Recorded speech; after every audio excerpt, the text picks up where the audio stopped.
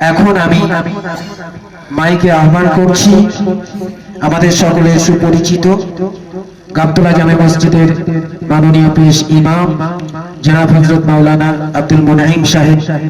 আমি তার হাতে মাইক্রোফোন তুলে দিচ্ছি।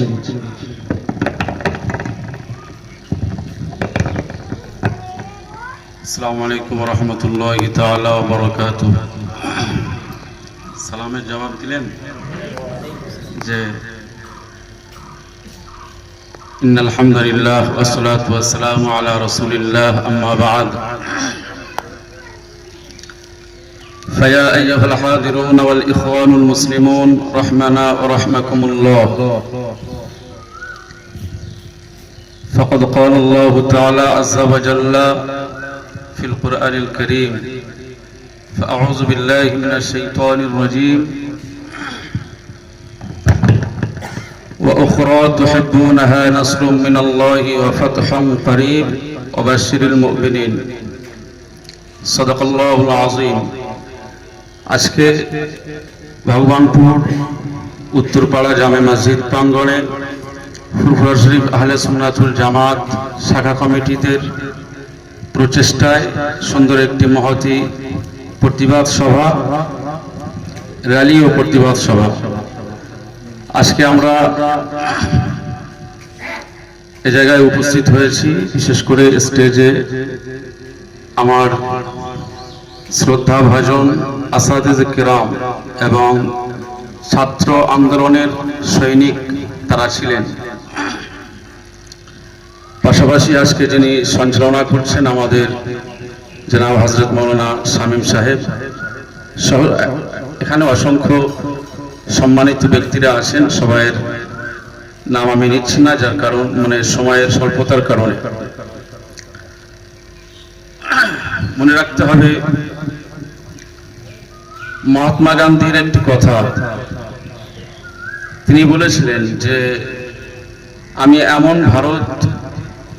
ভারত আমি গড়তে চাই যে ভারতে হিন্দু, মুসলিম, খ্রিস্টান, জৈন, বৌদ্ধ সব সম্প্রদায় সমানভাবে বসবাস করতে পারে। বলুন আলহামদুলিল্লাহ। মহাত্মা গান্ধীর এই স্বপ্ন অবশ্যই বাস্তবায়িত হয়েছিল দেশ স্বাধীনের পরে পরে। নিশ্চিতভাবে আপনারা জানেন প্রধানমন্ত্রী জওহরলাল নেহেরু যেমন হয়েছিলেন, ঠিক পাশাপাশি শিক্ষামন্ত্রী হয়েছিলেন মাওলানা আবুল কালাম আজাদ। হিন্দু মুসলিমের সংমিশ্রণে সম্প্রীতির বার্তা দিয়ে গোটা ভারতবর্ষ স্বাধীন হয়েছিল এবং ভিতর দিয়ে এই দেশ এগিয়ে চলছে।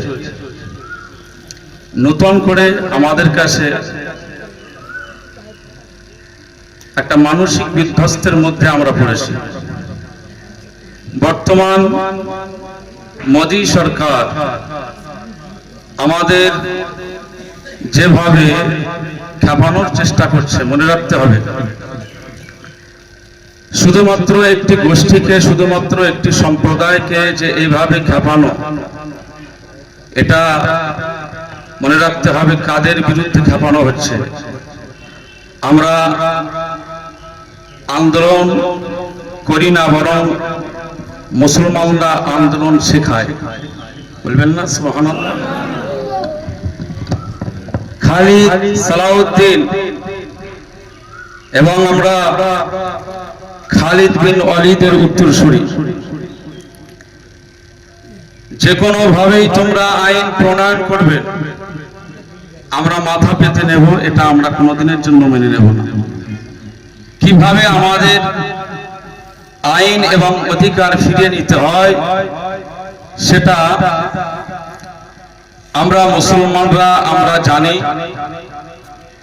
যদি আমাদের এই ওয়াকফ অ্যামেন্ডমেন্ট বিল যে কালা কানুন যেটা তৈরি করতে চলেছে, যতক্ষণ পর্যন্ত না প্রত্যাহার করবে ততক্ষণ পর্যন্ত আজকে ভগবানপুর কবরস্থানের পার্শ্বস্থ আমরা বসেছি, সুন্দরভাবে বসেছি।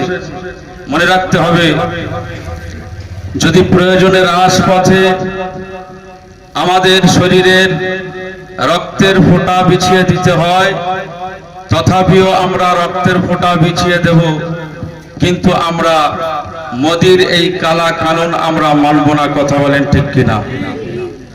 আজকে আমরা সবর এবং ধৈর্যের পরিচয় দিচ্ছি। অবশ্যই সবর আর ধৈর্যের পরিচয় এই জন্য দিচ্ছি, আজকে আমাদের পাশাপাশি বহু সম্প্রদায়েরা বসবাস করে। হিন্দু, দলিত, আদিবাসী ভাইরা তারা বসবাস করে। শুধু তাদেরকে আমরা আমাদের শান্তির বার্তাটা দেওয়ার জন্যই আমরা এভাবে শান্তি শৃঙ্খলতার মধ্যে দিয়েই এই প্রতিবাদ সভাগুলো করে থাকি। মনে রাখতে হবে, ভারতবর্ষের জমিনে সংবিধান নিয়ে যে ছেলে খেলা শুরু করেছে, সংবিধানের পবিত্রতা যে নষ্ট করার চেষ্টা করছে। কারণ ভারতবর্ষের সংবিধান যখন রচনা হয়েছিল, আর্টিকেল 25, আর্টিকেল 26 এর ভিতরে প্রত্যেকটা ধর্মের স্বাধীনতা দেওয়া হয়েছে এবং প্রত্যেকটা ধর্মীয় মানুষদের নিজেদের ব্যক্তিগত ধর্মীয় আচরণ পালনের সুন্দর ব্যবস্থাপনা এই সংবিধান দিয়েছে। আজকে সেই সংবিধানকে বিনষ্ট করার চেষ্টা করছে এই মোদী সরকার। আমরা আজকে সেই ভারতবর্ষের নাগরিক হয়ে মুসলিম সম্প্রদায়ের মধ্যে থেকেই আমরা আওয়াজ উঠাতে চাই, যতক্ষণ পর্যন্ত না এই একটি গোষ্ঠী এবং এই একটি সম্প্রদায়ের উপরে এই যে কালা কানুন জারি করেছে প্রত্যাহার না করবে, ততক্ষণ পর্যন্ত আমাদের লাগাতার এই আন্দোলন থাকবে। আমরা দীর্ঘমেয়াদী আন্দোলন শুরু করব এবং আমাদের বৃহত্তর আন্দোলন থাকবে। আজকে ভগবানপুর, কালকে হাতিশালা 6 লেন, পরের দিন নারকেল বাগান, এভাবে পরের দিনে ব্রিগেড সমাবেশ। যদি আমাদের আন্দোলন এইভাবে এগোতে থাকে, মনে রাখতে হবে দিল্লির রাজপথ আমরা কাটিয়ে দেবো। কথা বলেন ঠিক কিনা? আমরা একের পর এক আন্দোলন আমরা জারি রাখবো। এই আন্দোলন থেকে আমাদের পিছিয়ে রাখা যাবে না, কারণ আমাদের সংগ্রামটা শুধুমাত্র আমাদের ব্যক্তিগত সংগ্রাম নয়, ব্যক্তিত্বের জন্য সংগ্রাম নয়। আজকে আমাদের এনআরসি, এনপিআর আর সিএ করেছিল, এটা আমাদের নাগরিকত্বের লড়াইয়ের বিষয় ছিল। কিন্তু মনে রাখতে হবে, আজকে ওয়াকফ অ্যামেন্ডমেন্ট বিলের নামে যে শয়তানি কালা কানুন শুরু করেছে, এটা আমাদের নাগরিকত্বের লড়াই নয়, বরং আমাদের এখানে ইমানের অস্তিত্বের লড়াই। কথা বলেন ঠিক কিনা? আমাদের ইমান বাঁচাতে, মসজিদ বাঁচাতে, কোরআন আর মাদ্রাসা মক্তব বাঁচাতে, কবরস্থানের প্রত্যেকটি মুর্দাদের তাদের শান্তিপূর্ণ জায়গাকে হেফাজত করতে প্রয়োজনে আমরা শহীদ বরণ হতে রাজি। কিন্তু মনে রাখতে হবে, আমরা সরকারের এই কালা কানুন আইন আমরা মানতে রাজি নই। কথা বলেন ঠিক কিনা?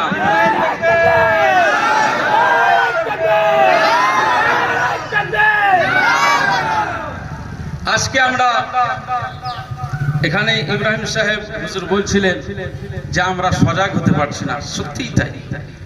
এই জায়গায় মানুষ ভরপুর হয়ে যাবে, এলাকার মানুষ এখানে জড়ো হয়ে যাবে। আমরা মনে করি যে একটা প্রতিবাদ সভা বা এখানে এলাকাতে যে বেশি মানুষ, ঠিক যে আলহামদুলিল্লাহ। যাই হোক, আমাদের মাওলানা আব্দুল মোমিন সাহেব হুজুর আছেন, যিনি লেখালেখনির মাধ্যমে এবং পত্রিকার ভিতরে তার সবসময় কলম, প্রতিবাদী কলম চলে। লেখালেখনির মাধ্যমে তিনি একটা বইও প্রকাশ করেছেন, ছাত্র আলিয়া মাদ্রাসার ছাত্র আন্দোলন, এভাবে অনেক তিনি বই প্রকাশ করেছেন। বিশেষ করে দেশের সংবিধান সহ আইনি যে বিষয়গুলো আছে, অবশ্যই তিনি অনেক জ্ঞান রাখেন, তারা আলোচনা করবেন। আমি শুধু এটুকু বলতে চাই যে আমরা মানসিকভাবে বিধ্বস্ত, ঘরে আমরা যখন বালিশে মাথা দিয়ে শুই, ওই প্যালেস্টাইনের কথা মনে পড়ে। আজ বিশ্ব ব্যবস্থার নোংরা নীতি, ইহুদি খ্রিস্টানদের যে চক্রান্ত, এবং সেই সাথে আমাদের ভারতবর্ষের জমিনে যে কি হতে চলেছে, এই নিয়ে মাঝে মধ্যে চিন্তিত হয়েছে। মনে রাখতে হবে, আমার আল্লাহ পাক বললেন ওয়া উখরা তুহিব্বুনাহা, অবশ্যই এমন একটি বিষয় তোমরা অনেকেই তোমরা পছন্দ করো। আল্লাহ বলছেন তোমরা পছন্দ করো। কি পছন্দ করো? নাসরুম মিনাল্লাহ ওয়া ফাতহুন করিব। আল্লাহ বলছেন তোমরা বিজয় পছন্দ করো, আর আমি আল্লাহ বলছি ওয়া ফাতহুন করিব, এই বিজয়টা আর এই সাহায্য আমি আল্লাহর পক্ষ থেকে আসবে। ওয়াবাশশিরিল মুমিনিন, মুমিনদের কাছে এই সুসংবাদটা পৌঁছে দাও। বলুন সুবহানাল্লাহ। নিশ্চয়ই আমরা আশাবাদী বিজয় আমাদের আসবে। ইমানিয়াতের এই দায়িত্ব নিয়ে, দাবি নিয়ে আমরা এগিয়ে চলবো। আল্লাহর মাদাদ আমরা পাবো।